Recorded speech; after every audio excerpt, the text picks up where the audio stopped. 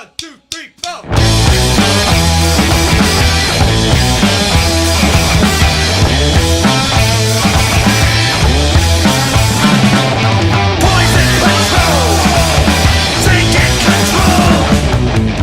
Hey guys, welcome back to part 2 of our nostalgic podcast with Tyler.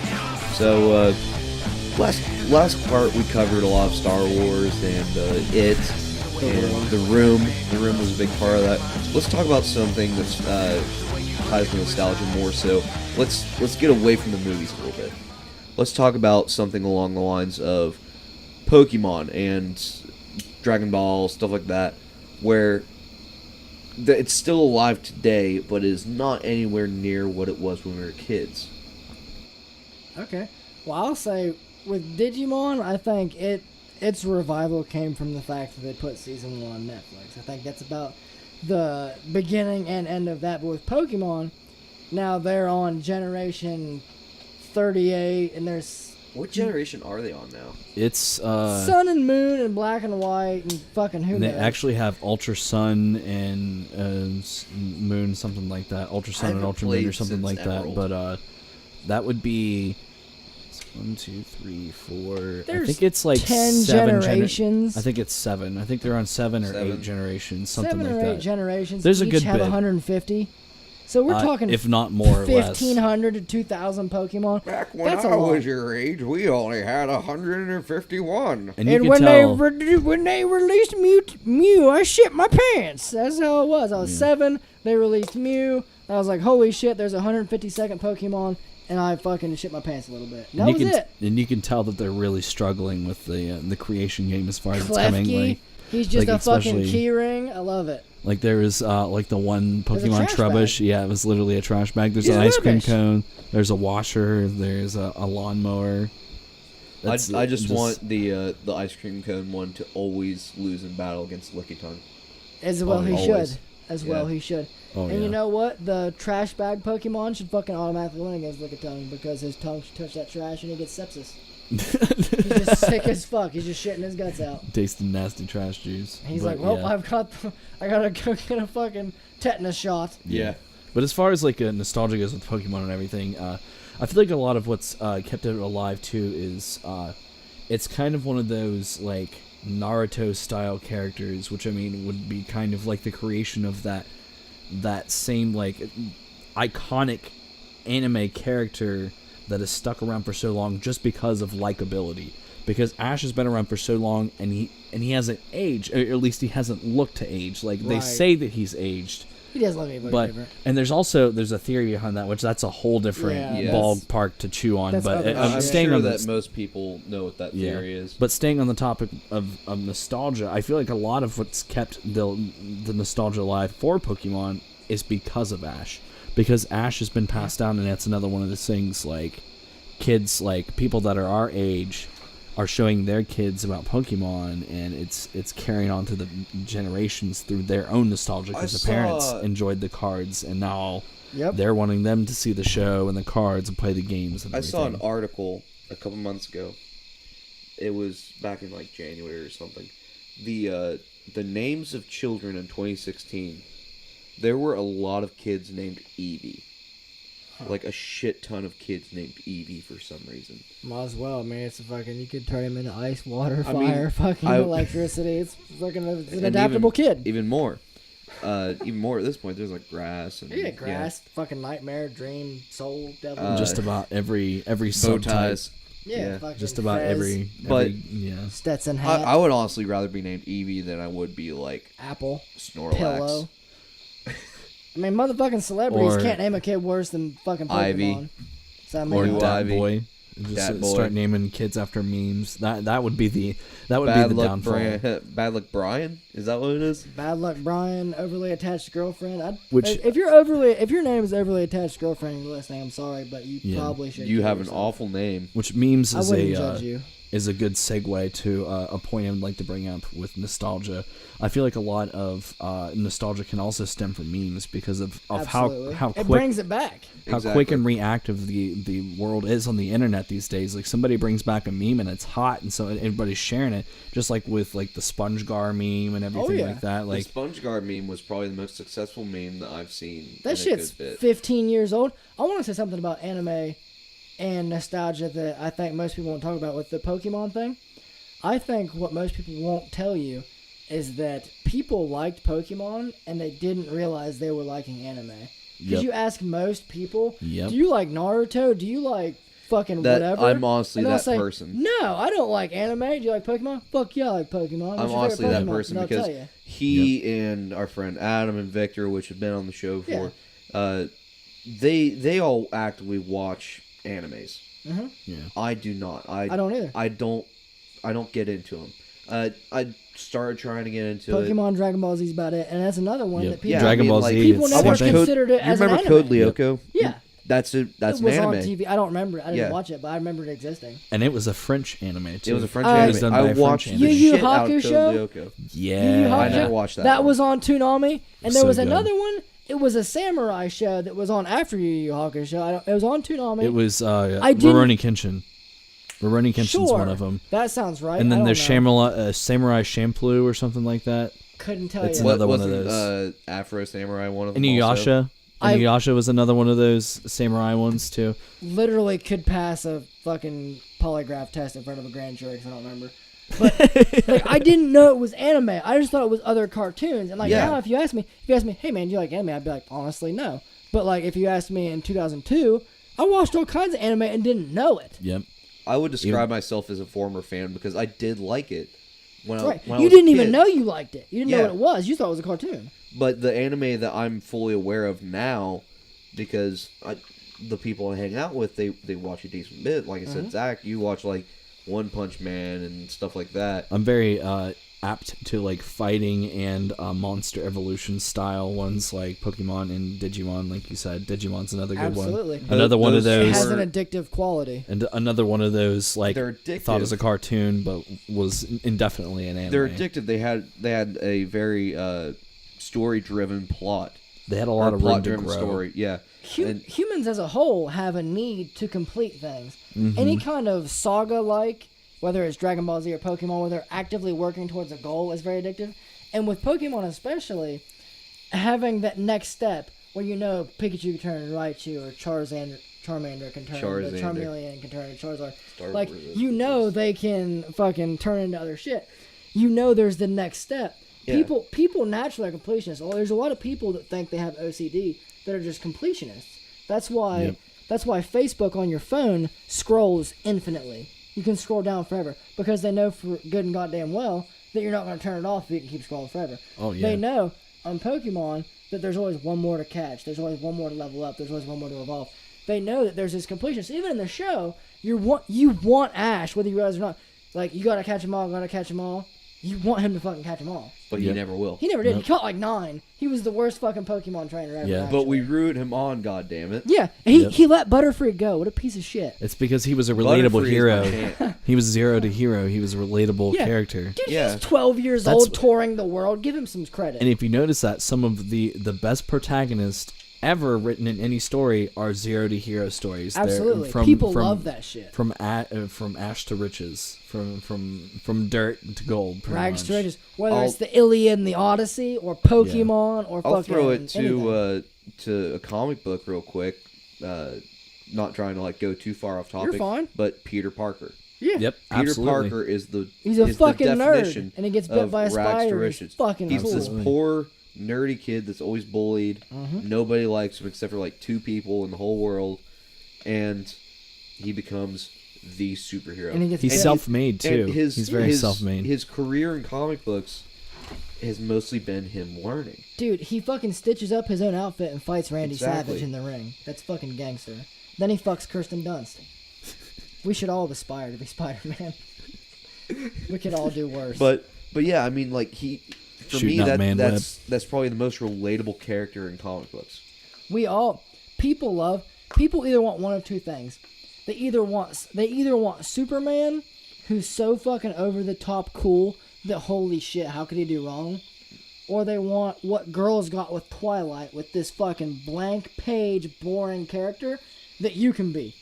Anybody could be Bella Swan. Anybody can put themselves in this, because they don't even barely describe her. Anybody could be fucking, you could be Bella Swan with your beard. They don't describe her. You don't fucking know. Nope.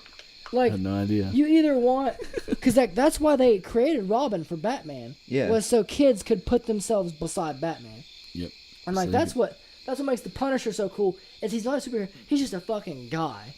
He's just a guy that's pissed off. That's what makes Ash so cool to all the kids. Because fucking he was 12 and he was traveling the world and he had fucking Pikachu fighting a Gyarados. And you're like, holy shit, that's a sea monster. And maybe this is why we put so much into these nostalgic things. Not so much they remind us of good times, but more so we invested into these things like Pokemon. Yeah. Yep. Definitely. Like, I had the Pokemon bed sheets. I had Pokemon stuffed animals. You know it. I mean, every kid had something like this. Dude, we were And playing they Pokemon always in the have- backyard. Like, imagining this shit.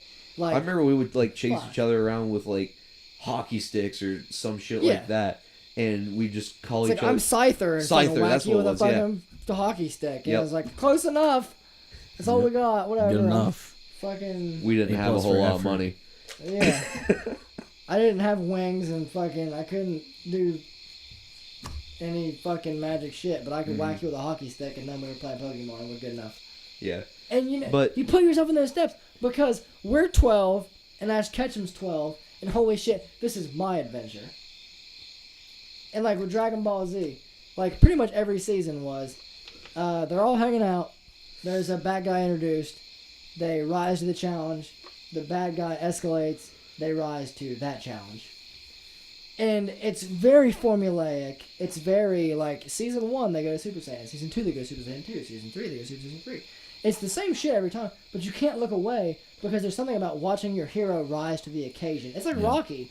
You know what's gonna fucking happen in Rocky. It's because you invested something into that but character. you loved that motherfucker. You made an attachment to that character. Yep. Now, let's compare that to, say, something like Breaking Bad, which I don't know if you've watched it. I know if you've watched it.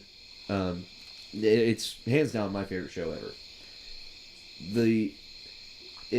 Going to more of an adult sense, we still throw this attachment to a character, Absolutely.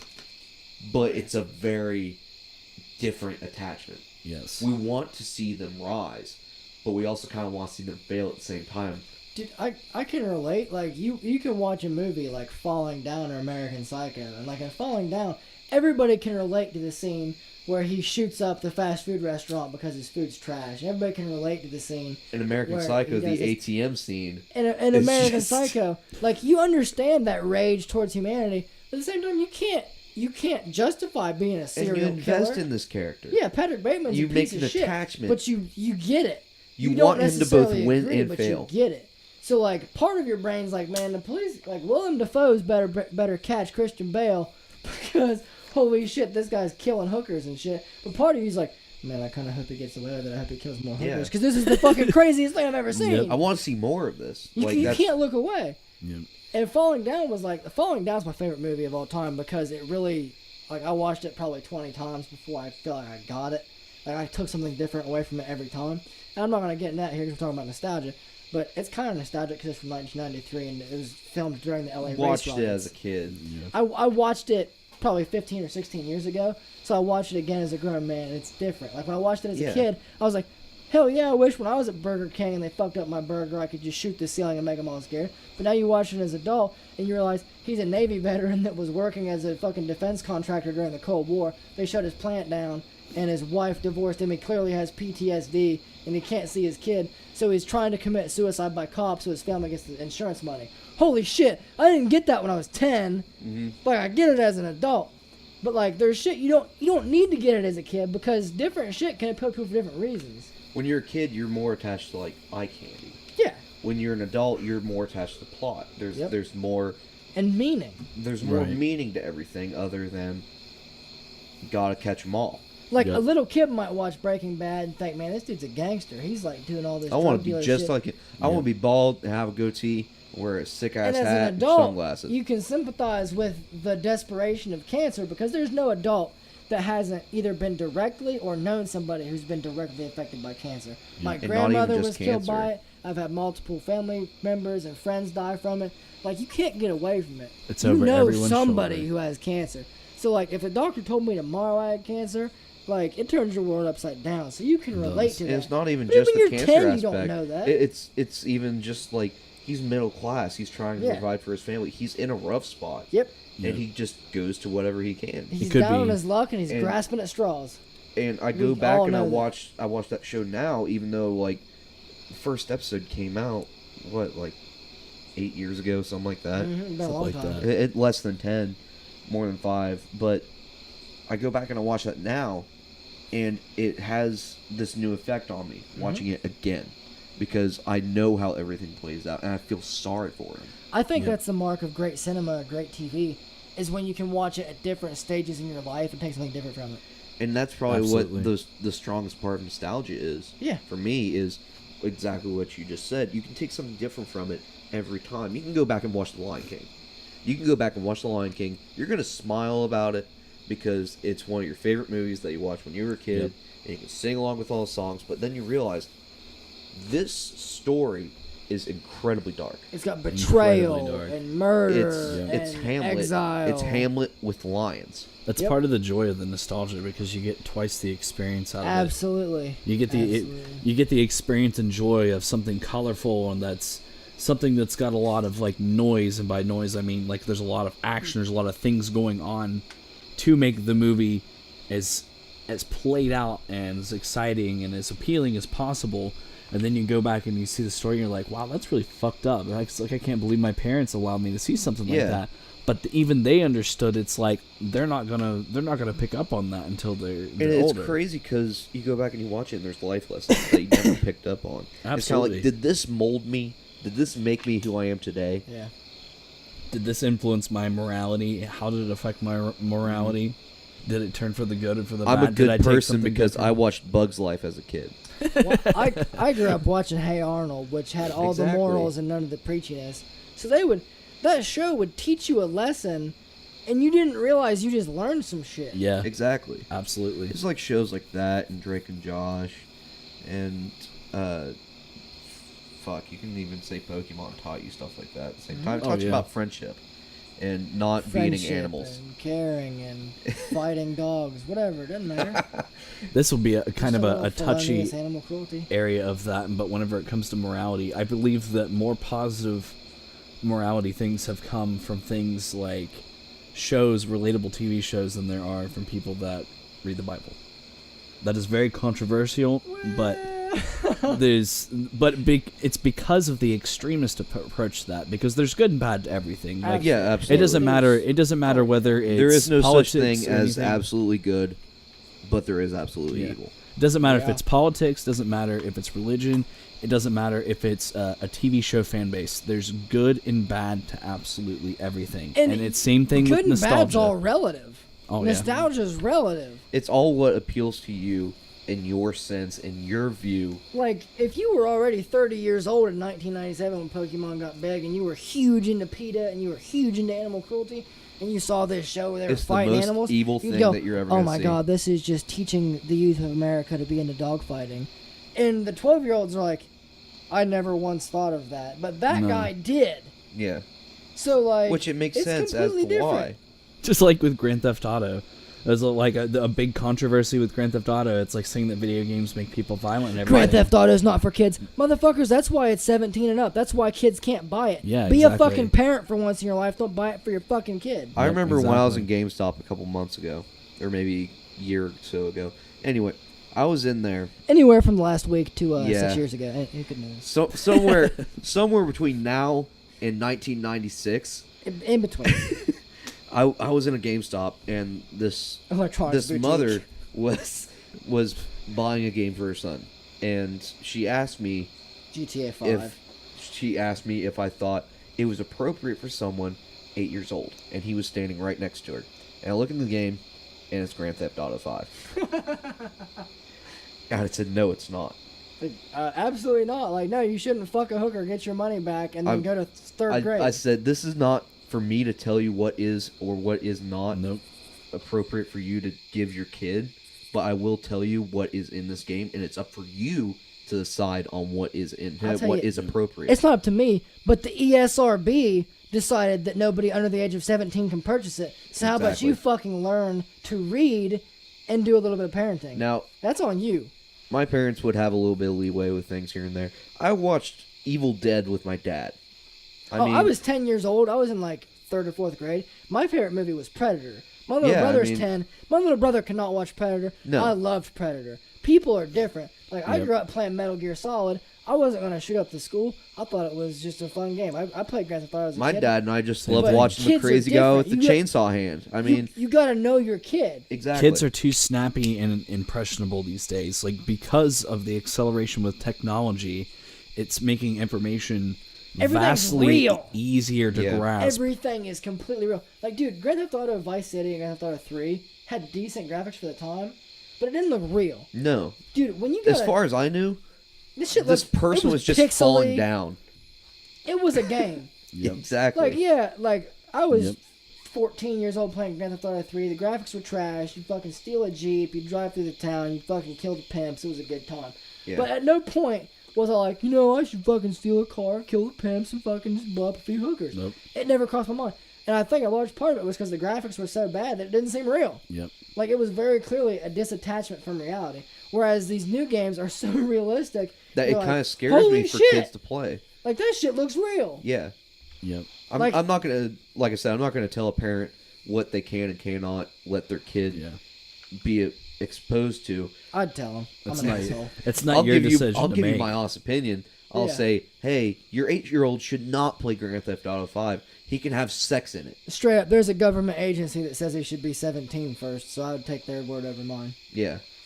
I mean, it was created for a reason. Like, there's a difference, too, between, like one of my favorite film franchises when I was a kid was Lethal Weapon.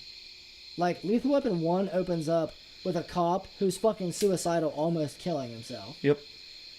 That's pretty, like, by today's standards, they probably wouldn't put that in a movie. Like, they'd be like, oh my god, that's not politically correct. We need a trigger warning. But I was, like, 10 or 11, and I was like, wow, he's really sad. Like, but I was just different. Like, I didn't go like, oh my god, I should do that. No. But there's some kids that are easily impressionable that are like, man, I saw it in a movie, I should do that. Like, there was a girl that years ago, there was a character in a movie that cut the vein under her tongue to kill herself. Little kid did it. Lo and behold, they fucking died. Because, it's a suicide technique, and people, like, sued the movie. I'm like, no, motherfucker, you can't blame the movie for that. The movie didn't invent suicide. You gotta watch your kid. Yeah, exactly. And that really goes back to the whole nostalgia aspect of what are these kids going to be like 10 years from now? Where are they going to be looking back on? Are they going to look back on Toy Story 3? Are they going to be looking back on, like, something along those lines? Or are they going to be thinking, damn, Call of Duty Black Ops 3 was just fucking awesome? I think they're probably going to look back on stuff that I, like, hold really high in regard. They're going to look back at, like, Guardians of the Galaxy. Like, those graphics were trash, and I'm going to murder a kid. There's going to be, like, an 8-year-old at the theater when we're watching Guardians of the Galaxy 4. I'm going to strangle him because he's going to talk shit about the wrong movie. I'm like, you don't fucking know. I grew up watching shit. His little brother, my little cousin, the day that he told me that the new SpongeBob is better than old SpongeBob, I wanted to disown him. I'll be honest. Like, are you kidding me? That's garbage. Get out of here, kid. Dude, the Great Snail Race shits on anything made after 2007. Yeah. He was telling us. Steel. He was telling us, I think it was like Thanksgiving or whatever. He was telling us that the he's new 10? SpongeBob, he wasn't even 10 then. I think he was like 6. Who knows? Same thing. But they're under 15. Loved the little guy to death, but he was dead wrong. Yeah. He's my little brother. And that may just be my that may just be my my nostalgia kicking in. And you know what it is? Because we cling to this shit. When we were his age, we were like, oh my god, this is the best. Now he's age, so the new shit to him might be the best. Yeah, I know. He looks at the old ones, he's like, these graphics are bad. And we're like, man, fuck you, you don't know because you didn't have to struggle through bad graphics. Like, Rugrats is like every 17th frame drawn. I know. And fucking Speed Racer is like every 80th frame. Like, if he you takes ever like 3 steps and he's across from that cartoon's like a piece of shit. If you ever want to watch how things evolved, I am a huge fan of The Simpsons. Go back and watch like the first season of The Simpsons. Dude, fuck that. Watch the first episode. Watch the first Christmas episode. pilot.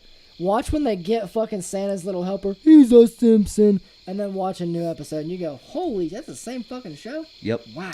30 years later. And it's crazy because... What? I just killed that moth. It's okay. You caught it live, ladies and gentlemen. Zach's a murderer. We've had highs and lows. We've had laughter. We've had murder. It's all here. I'm a piece of shit. Tune in next time, folks. He'll fucking murder a child. It's gonna get real. Don't tell them too much. Our nostalgia. Our next episode on Nostalgia is looking back on John Wayne Gacy as he murders 33 Boy Scouts and hides them under his basement. Tune in next time, folks. Which kind of ties back to part 1 when we were talking about It, because that's the inspiration for It. Is that a little dark to talk about a fucking gay serial killer that raped and murdered 33 Boy Scouts? Is that weird? Does that make this dark? Can we go from Pokemon to that? I'll allow it. I mean, this is whatever, Chad. It's we talk about whatever. Yeah. Straight up, I watched the Jeffrey Dahmer movie that stars fucking old Hawkeye. What's his name? Jeremy Renner. Yeah. Really good movie. I did not know. I knew Jeffrey Dahmer was a serial killer and a cannibal. Did not know that he was a gay rapist. Not to sound homophobic. That's a weird turn for a movie to take if you don't know that going in. So I'm watching this movie expecting this dude to be a serial killer. And he's at like the club and he's like roofing these dudes and fucking them in the bathroom. I was like, whoa, didn't know that.